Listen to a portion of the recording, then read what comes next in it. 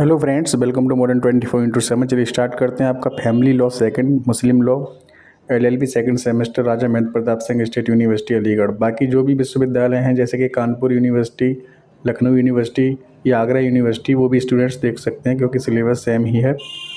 ठीक है, आपका इस सेमेस्टर के जो सब्जेक्ट्स हैं वो इधर उधर हो सकते हैं, लेकिन जो विषय है वो सेम ही रहने वाला है सभी का। ठीक है, कोई अलग से कानून नहीं है, सारे कानून सेम ही हैं। देखिए क्वेश्चन नंबर 101 है, इद्दत की अवधि से अभिप्रेत है। तो देखिए इसका राइट आंसर हो जाएगा उपर्युक्त सभी। मुस्लिम स्त्री अधिनियम 1986 में कुल कितनी धाराएं हैं? तो ये 7 धाराएं हैं।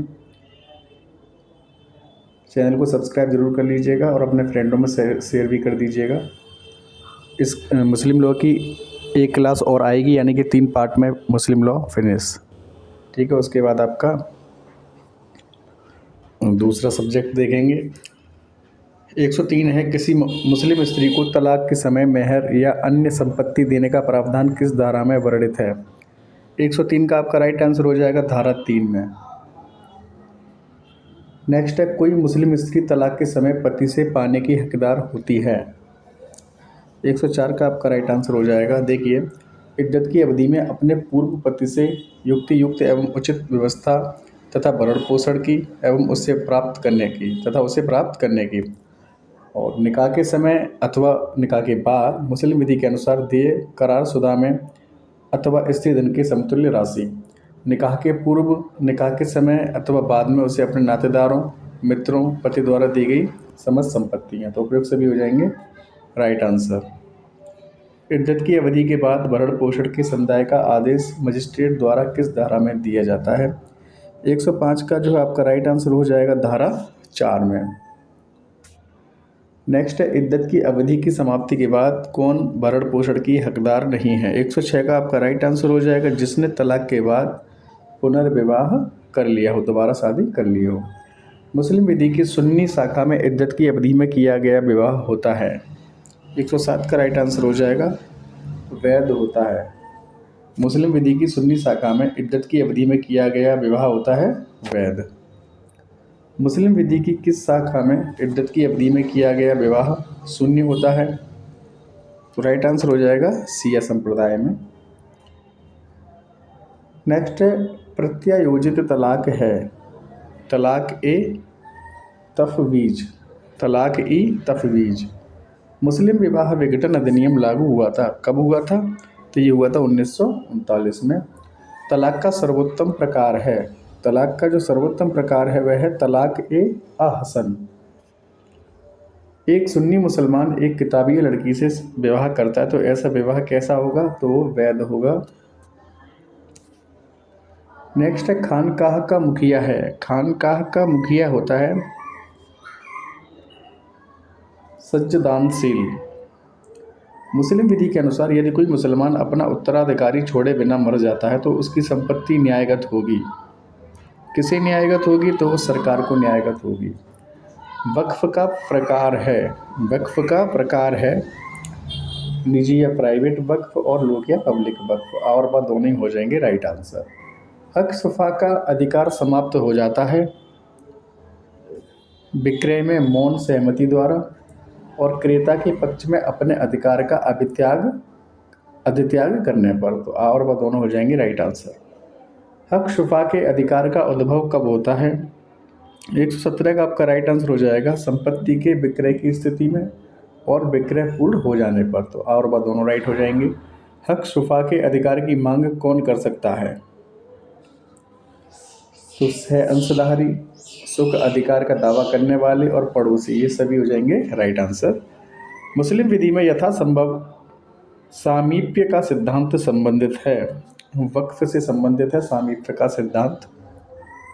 मुस्लिम विधि में वसीयत करने वाला व्यक्ति मुसलमान हो, वयस्क हो या स्वस्थ चित्त हो। तो उपयुक्त सभी हो जाएंगे इसके राइट आंसर।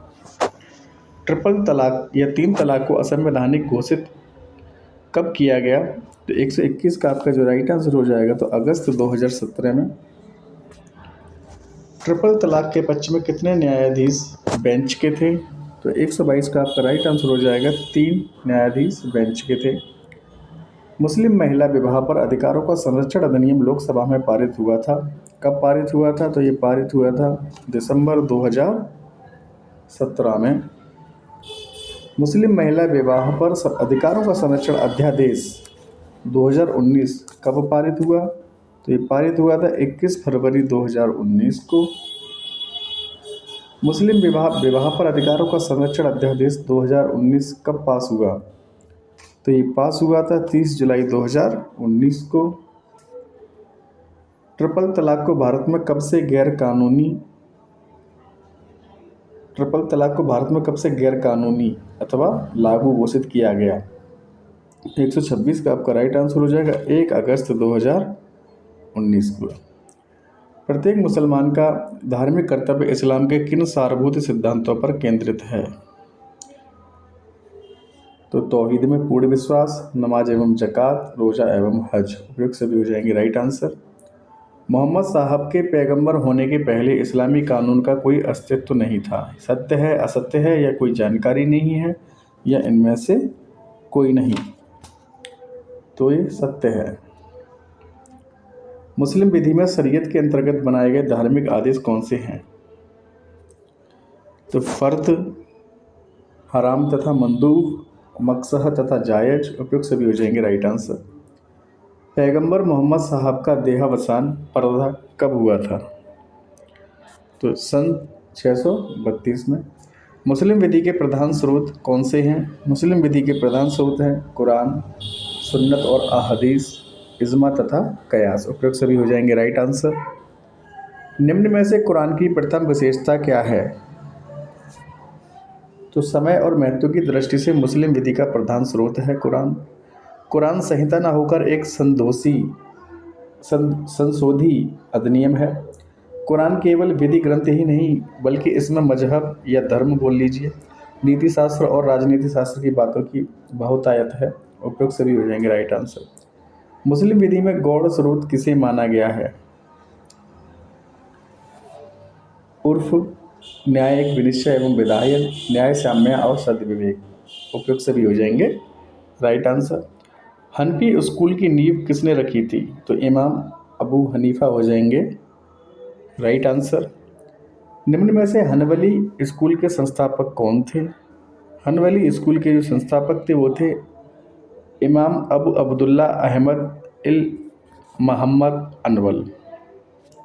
ठीक है, ये थे इमाम अबू अब्दुल्ला अहमद इल मोहम्मद अनवल। असना अशरिया शिया अनुयायी हैं 12 इमाम।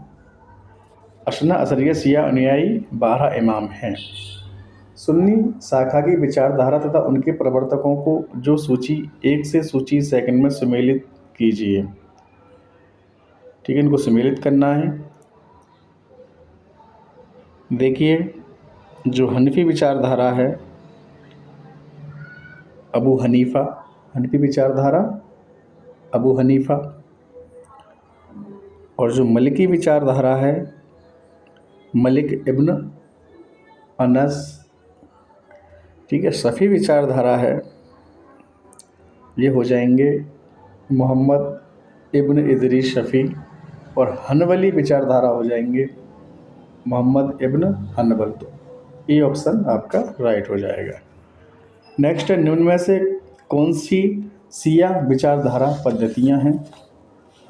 तो असना असरिया या इमामिया, इस्लामिया, जैदिया, तो उपयुक्त सभी हो जाएंगे राइट आंसर। मुस्लिम विधि किन व्यक्तियों पर लागू होती है? जन्मजात मुस्लिमों पर होती है, धर्म परिवर्तन द्वारा मुस्लिम बने व्यक्तियों पर भी होती है, किसी भी अन्य धर्म के व्यक्तियों को जो इस विधि को चाहते हों। तो केवल आ और बा दोनों हो जाएंगे राइट आंसर। मुस्लिम विधि के अनुसार विवाह है एक सिविल संविदा है, सिविल कॉन्ट्रैक्ट है मुस्लिम विवाह। निम्न में से किस बाद में यह निर्धारित किया गया था कि मुस्लिम विवाह एक सिविल संविदा तथा संस्कार दोनों हैं? तो अनीस बेगम बनाम मोहम्मद। मुस्लिम विधि में विवाह में कौन सी शर्तें आवश्यक होती हैं? तो प्रस्ताव एवं स्वीकृति, सक्षम पक्ष, अनर्हता या निषिद्ध आपत्तियों का अभाव, या उपयुक्त सभी? तो उपयुक्त सभी हो जाएंगे राइट आंसर। मुस्लिम विधि के अनुसार विवाह को प्रभावहीन कब माना जाता है? तो 143 का जो आपका राइट आंसर हो जाएगा 7 वर्ष से कम आयु में किया गया विवाह। किसी अवयस्क की विवाह करने की संविधान निम्नलिखित में से किसकी है? 144 का राइट आंसर हो जाएगा पिता तथा पितामह, सगा भाई, सहोदर भाई, सगे भाई का पुत्र, सहोदर भाई का पुत्र, सगा चाचा तथा उसका पुत्र, सहोदर चाचा तथा उसका पुत्र। उपयुक्त सभी हो जाएंगे राइट आंसर। वयस्कता का विकल्प प्राप्त होने के लिए विवाह का कब होना आवश्यक है? तो 145 का राइट आंसर हो जाएगा 15 वर्ष की आयु के पूर्व। निरपेक्ष असमर्थता का उद्भव होने के लिए विवाह के पक्षकारों को किन संबंधों के अंतर्गत आना होता है? रक्त संबंध, विवाह संबंध और धात्रीय संबंध। उपयुक्त सभी हो जाएंगे राइट आंसर। सापेक्ष असमर्थता का उद्भव होता है, तो इसमें भी देखिए उपयुक्त सभी राइट आंसर हो जाएंगे। शिया पुरुष का किताबिया महिला के साथ मुता विवाह है, तो मान्य है और वैध है। इद्दत की अवधि कितने समय की होती है?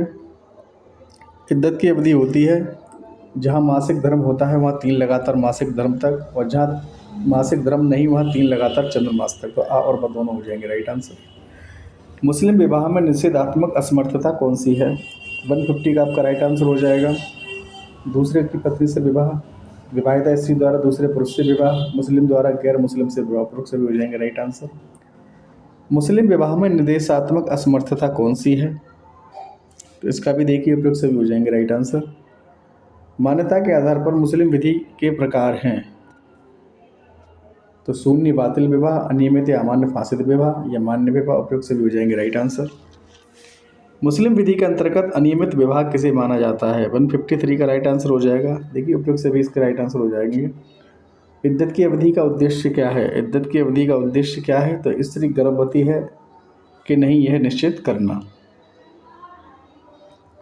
मुता विवाह है, मुता विवाह क्या है? एक अस्थायी विवाह है। मुता विवाह केवल शिया विधि में मान्य है। मुता विवाह केवल शिया विधि में मान्य है। किस विधि शास्त्री ने मेहर को पत्नी द्वारा शरीर के समर्पण का प्रतिकर माना है? राइट आंसर हो जाएगा विल्सन ने। नेक्स्ट है मेहर की विषय वस्तु क्या हो सकती है? तो इसका देखिए आप लोग कोई भी निश्चित की गई वस्तु जिसका कोई मूल्य हो, और कोई भी निश्चित की गई वस्तु जिसका कोई अस्तित्व हो। केवल आ और बा हो जाएंगे राइट आंसर। यदि मुस्लिम विवाह मेहर के निर्धारण के बिना होता है इस दिशा में विवाह होगा। 159 का आपका जो है राइट आंसर हो जाएगा सही होगा। मेहर की राशि किस प्रकार से तय की जाना मान्य है? मौखिक संविदा द्वारा, लिखित संविदा द्वारा, काजी द्वारा या वधू द्वारा। तो राइट आंसर हो जाएगा मौखिक संविदा द्वारा। कौन सी मेहर विवाह के बाद मांग पर तत्काल देय होता है और जिसकी अदायगी न होने पर पत्नी पति के साथ नहीं रहती तथा पति के द्वारा लाया गया दाम्पत्य अधिकारों के पुनर्स्थापना का बाद खारिज कर दिया जाता है? 161 का आपका जो है राइट आंसर हो जाएगा मुअज्जल मेहर और तत्कालिक मेहर, दोनों हो जाएंगे राइट आंसर। उचित मेहर जो कि न्यायालय तय करता है निर्धारित करते समय किन अधिकारों पर विचार करता है? तो पत्नी की निजी अर्हताएं जैसे कि उम्र, सौंदर्य, समझदारी और सदाचार।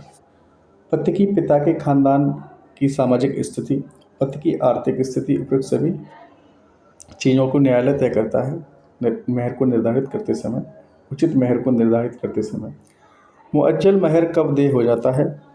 मुअज्जल मेहर देय हो जाता है विवाह के बाद तलाक की मांग पर। पत्नी मेहर के मुअज्जल भाग के भुगतान के समय तक पति के दाम्पत्य अधिवास में प्रवेश करने से इनकार कर सकती है। यह निम्न में से किसका कथन है? तो राइट आंसर हो जाएगा अमीर अली का कथन है ये। नेक्स्ट है मुअज्जल मेहर कब देय होता है? तो मुअज्जल मेहर देय होता है पति की मृत्यु के बाद, विवाह विच्छेद होने पर यानी तलाक होने पर, करार द्वारा निर्धारित किसी घटना के घटित होने पर। उपयुक्त सभी हो जाएंगे राइट आंसर। हिबा-ए मेहर किसे कहते हैं? हिबा-ए मेहर कहते हैं पत्नी द्वारा मेहर में दी गई छूट को। मेहर का भुगतान ना होने पर पत्नी को कौन से अधिकार प्राप्त हैं? तो पति के साथ संभोग करने से इनकार कर सकती है। ऋण के रूप में मेहर की धनराशि का अधिकार रखती है। मृतक पति की संपत्ति पर कब्जा रखने का अधिकार है। उपयुक्त सभी हो जाएंगे राइट आंसर। मेहर की धनराशि प्राप्त करने के लिए मुस्लिम स्त्री किस न्यायालय में बात प्रस्तुत कर सकती है? तो मजिस्ट्रेट न्यायालय में बात प्रस्तुत कर सकती है। मुस्लिम विधि के अनुसार पति तथा पत्नी के द्वारा पारस्परिक सहमति से विच्छेद कौन से हैं? तो तलाक प्रत्यायोजित तलाक खुला, इलाम मुबारक, जिहाद और उपयुक्त सभी हो जाएंगे राइट आंसर। पारस्परिक सहमति से किया गया विवाह विच्छेद किस नाम से प्रचलित है? 170 का आपका राइट आंसर हो जाएगा मुबारक। शिया विधि के अंतर्गत पति द्वारा तलाक देने के लिए जरूरी शर्तें कौन सी हैं? वयस्क तथा स्वतःसिद्ध हो, स्वतंत्र इच्छा वाला हो, कार्य की प्रकृति को जानने वाला हो। उपयुक्त से भी हो जाएंगे राइट आंसर। सुन्नी विधि के अनुसार पति द्वारा तलाक देने के लिए जरूरी शर्तें कौन सी हैं? 172 का आपका राइट आंसर हो जाएगा उपयुक्त सभी, यानी वयस्क हो, स्वतःसिद्ध हो, स्वतंत्र इच्छा वाला हो। मान्य तलाक के लिए पति की क्या अहर्ताएं होनी आवश्यक हैं? ठीक है, वही है उपयुक्त सभी राइट आंसर। वही क्वेश्चन है तीनों। 174 है, निम्न में से कौन सा विवाह विच्छेद का विधिक प्रभाव नहीं है? पत्नी मेहर नहीं प्राप्त कर सकती, तो ये गलत है। ठीक है। तलाक के वर्गीकरण किस प्रकार के हैं? तलाक उल सुन्नत, तलाक अहसन तथा तलाक हसन, तलाक उल बिद्दत। उपयुक्त सभी हो जाएंगे राइट आंसर। निम्न में से कौन सा वाद 3 तलाक से संबंधित है? सायरा बानो बनाम भारत संघ, इस पे मूवी भी आई थी अभी, इमरान हाशमी की, देखी होगी आप लोगों ने। इला से क्या तात्पर्य है? इला से क्या तात्पर्य है? इला है आत्म संयम की प्रतिज्ञा और ईश्वर की कसम लेकर पत्नी से संभोग त्यागना। केवल आ और बा हो जाएंगे राइट आंसर। तलाक ए तफवीज किसे कहते हैं? तलाक ए तफवीज पति द्वारा तलाक देने के अधिकार के प्रत्यायोजन को। वह तलाक जिसमें पत्नी पति को तलाक नहीं देती बल्कि पति की ओर से पत्नी द्वारा दी गई शक्ति का प्रयोग करके खुद को तलाक देती है। आ और बा हो जाएंगे राइट आंसर। खुला तलाक किसे कहा जाता है? खुला तलाक कहा जाता है पत्नी की सहमति और प्रेरणा से दिया गया तलाक, और पत्नी की सहमति से ऐसा तलाक जिसमें विवाह बंधन से छुटकारे के लिए पति को कुछ प्रतिफल दिया जाता है या देने की संविदा की जाती। तो आ और बा दोनों हो जाएंगे राइट आंसर। न्यायिक विवाह विच्छेद मुस्लिम विवाह विच्छेद अधिनियम 1939 के अंतर्गत प्राप्त विवाह विच्छेद को क्या कहा जाता है? 180 का आपका राइट आंसर हो जाएगा फस्क। खुला में विवाह विच्छेद के समय दिया गया प्रतिफल किसे प्राप्त होता है? तो पति को प्राप्त होता है। लियन क्या होता है? पत्नी पर व्यभिचार का झूठा आरोप। वह स्वयं तलाक न होते हुए तलाक का आधार होता है। इसके आधार पर प्राप्त तलाक अनिवर्तनीय होता है। उपयुक्त से भी हो जाएंगे राइट आंसर। निम्न में से कौन सा व्यभिचार का झूठा आरोप लगाने पर किए जाने वाला विवाह विच्छेद है? 183 का आपका राइट आंसर हो जाएगा लियन। एक मुस्लिम पत्नी तलाक के लिए मुस्लिम विवाह विच्छेद अधिनियम 1939 के अंतर्गत कब तक वाद दायर कर सकती है यदि उसका पति पागल रहा हो? 184 का राइट आंसर हो जाएगा 2 वर्ष तक। मुस्लिम विवाह विच्छेद अधिनियम 1939 के अंतर्गत न्यायिक विवाह विच्छेद के प्रमुख आधार कौन कौन से हैं? तो उपयुक्त सभी देखिए, इसका राइट आंसर हो जाएगा। खुला में विवाह विच्छेद के लिए किसके द्वारा प्रस्ताव दिया जाता है? 186 का आपका राइट आंसर हो जाएगा पत्नी द्वारा।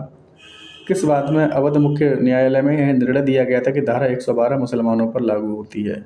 187 का आपका राइट आंसर हो जाएगा कनीज बनाम हसन।